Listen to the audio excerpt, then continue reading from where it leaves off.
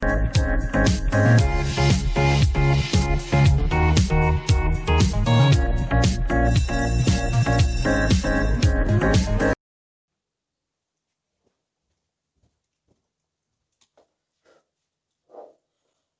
વિદ્યાર્થી મિત્રો, good morning all of you. કેમ છો બધા? ફાઇન. ઓકે.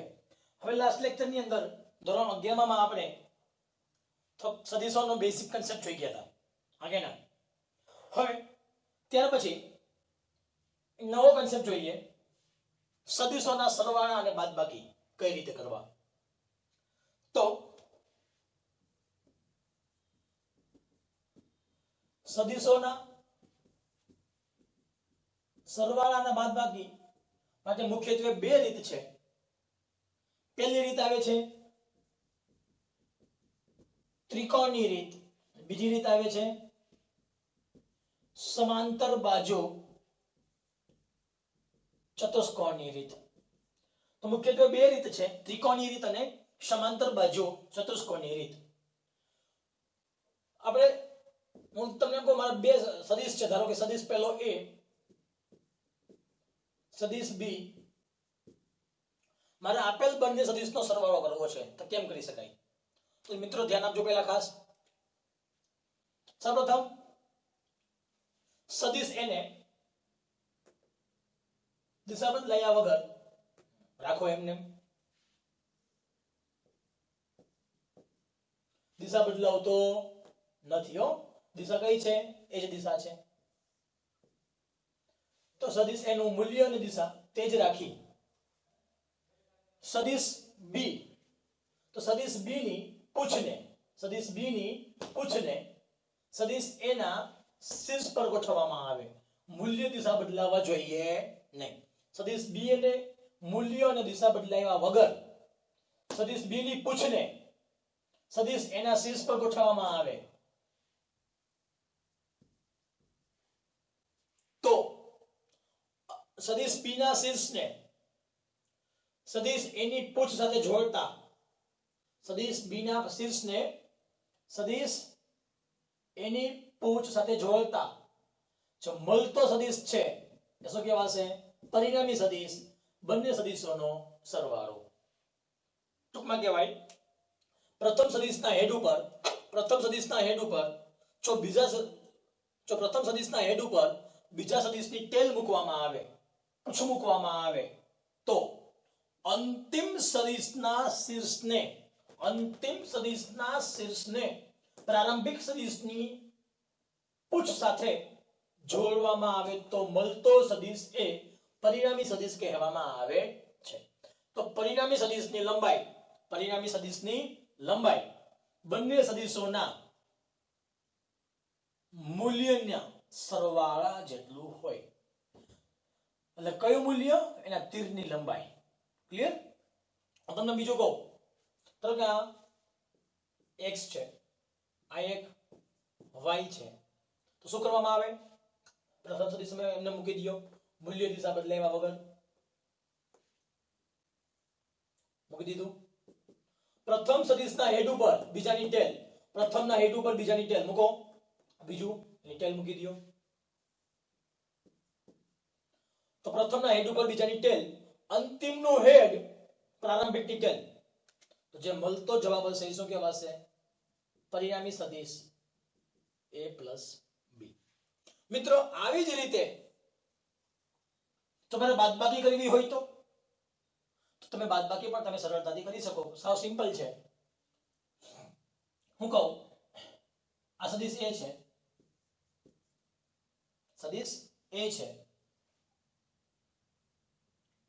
આ સદિશ B છે. મારે શું જોઈએ છે? A અને B ની બાદબાકી જોઈએ છે. જો મારે A અને B ની બાદબાકી જોઈતી હોય તો શું કરવાનું? મારે A અને B ની બાદબાકી જોતી હોય તો આપણને ખબર છે બાદબાકી એ એક પ્રકારનો સરવાળો જ છે. કઈ રીતે? A minus B ને તમે લખી શકો A plus કૌંસમાં minus B. એનો મતલબ જો B ની દિશા ઉલટાવી નાખવામાં આવે અને દિશા ઉલટાવી જો મૂળ સદિશમાં ઉમેરવામાં આવે તો જવાબ કહેવાય આ બંને સદિશોની બાદબાકી છે. કઈ રીતે? આ સદિશ b છે, આ સદિશ b ની દિશા ઉલટાવી નાખો તો આ શું કહેવાશે? -b કહેવાય. હા કે ના? મેં b ની દિશા ઉલટાવી, શું જવાબ મળ્યો? -b. -b ને ક્યાં જવા દો? સદિશ a ના સરવાળામાં. કઈ રીતે? આની જેમ જ નિયમ. પેલો સદિશ એમને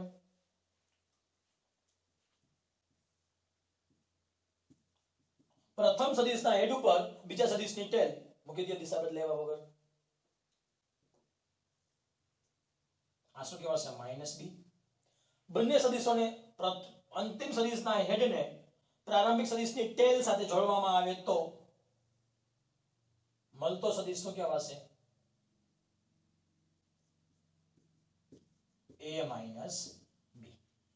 ક્લિયર મિત્રો? બાદબાકી પણ સાવ સહેલી છે, જે તમે ત્રિકોણના નિયમની મદદથી શોધી શકો.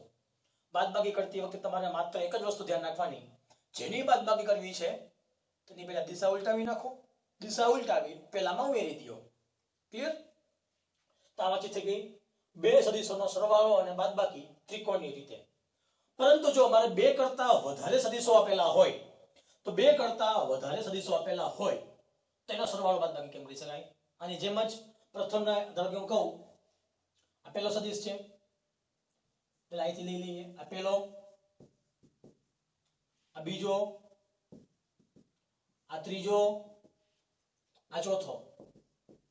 તમારે આપેલ ચારે ચાર સદિશનો જો ડાયરેક્ટ સરવાળો કરવો હોય તો કેમ કરી શકાય? પેલો સદિશ લઈએ એમને, પહેલાના હેડ ઉપર બીજાની ટેલ, મૂલ્ય અને દિશા બદલાવા જોઈએ નહીં. બીજાના હેડ ઉપર ત્રીજાની ટેલ, ત્રીજાના હેડ ઉપર ચોથાની ટેલ.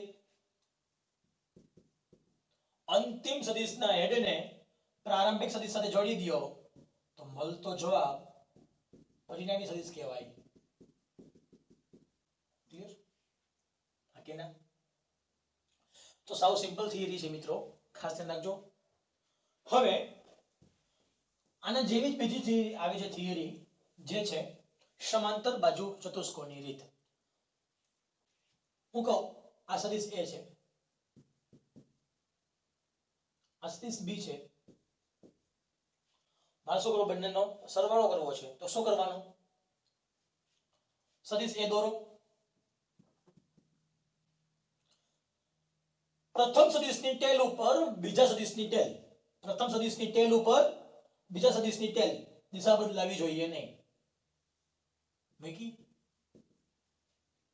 હવે બંને સદિશોની શું કરી? આપણે ટેલ ભેગી કરી નાખી. જો બંને સદિશોની ટેલ પૂછડી જો ભેગી કરી દઈએ તો હવે b ને સમાંતર a ના શીર્ષ ઉપર સદિશ દોરો. b ને સમાંતર a ના શીર્ષ ઉપર સદિશ દોરો. ચલો, a ના શીર્ષ ઉપર b ને સમાંતર, a ના શીર્ષ ઉપર b ને સમાંતર આ કહેવાય.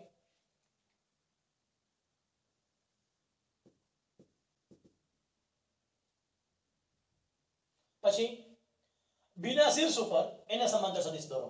b ના શીર્ષ ઉપર એને સમાંતર દોરો. દોર્યું? આ જે સમાંતર સદિશો દોરવામાં આવે છે તે બંને સદિશો જે બિંદુ પાસે છેદે છે એમાંથી પૂછ ઉપર સદિશ દોરવામાં આવે. જવાબ શું મળશે? બંને સદિશનો સરવાળો. તો આકાર કેવો બનશે? સમાંતર બાજુ ચતુષ્કોણ. આ કે ના? તો સમાંતર બાજુ ચતુષ્કોણની રીત સમજવા માટે સૌપ્રથમ તમારે શું કરવાનું? પ્રથમ સદિશના ટેલ ઉપર, પ્રથમ સદિશના પૂછડી ઉપર બીજો સદિશની પૂછડી મૂકવામાં આવે. એનો મતલબ બંને સદિશોની પૂછડી ભેગી કરવામાં આવે, મૂલ્ય દિશા બદલાવા જોઈએ નહીં. ત્યાર પછી પ્રથમ સદિશના હેડ ઉપર b ને સમાંતર સદિશ દોરો. b ના શીર્ષ ઉપર એને સમાંતર સદિશ દોરો.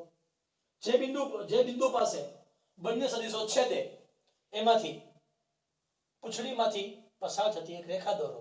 જે સદિશ કહેવાશે પરિણામી સદિશ r બરાબર a plus b. Clear?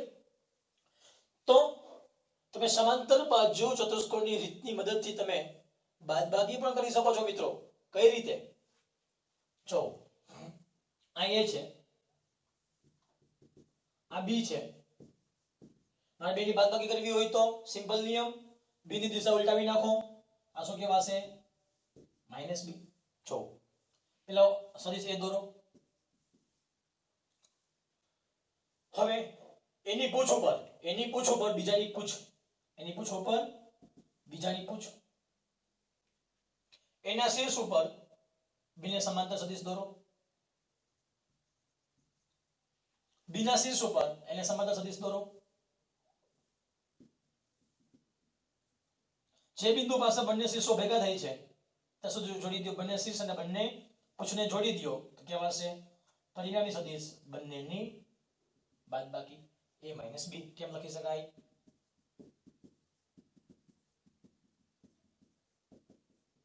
Clear? તો મિત્રો તમે ત્રિકોણની રીત અને ચતુષ્કોણની રીતની મદદથી તમે સરવાળો અને બાદબાકી કરી શકો છો, જે સાવ સહેલું છે. મિત્રો ખાસ ધ્યાન રાખજો, તમારે મેથડ શીખવાની છે. ક્લિયર? ત્યાર પછી આપણે એમાં જોઈ ગયા હતા, લાસ્ટ ટાઈમ પણ જોઈ ગયા હતા શૂન્ય સદિશ અને એકમ સદિશ પણ જોઈ ગયા હતા. આપણે લાસ્ટ ટાઈમ એની વાતચીત કરી ચૂકેલા છીએ, હવે પાછું કઈ રિપીટ કરતો નથી. હવે મારે શું કરવું છે? સદિશોનું વિભાજન. શું કરવું છે મારે? સદિશોનું વિભાજન કરવું છે. નેક્સ્ટ એરિયા આપણે આવશે હવે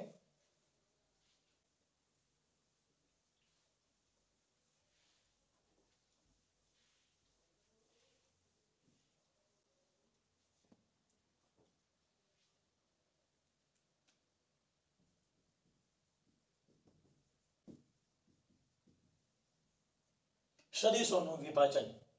સદિશોનું વિભાજન ધ્યાન આપજો ખાસ.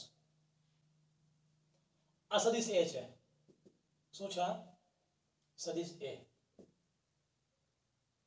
આ એક સદિશ ધારો કે કયો છે? સ્મોલ a છે. અને ધારો કે એક આ સદિશ છે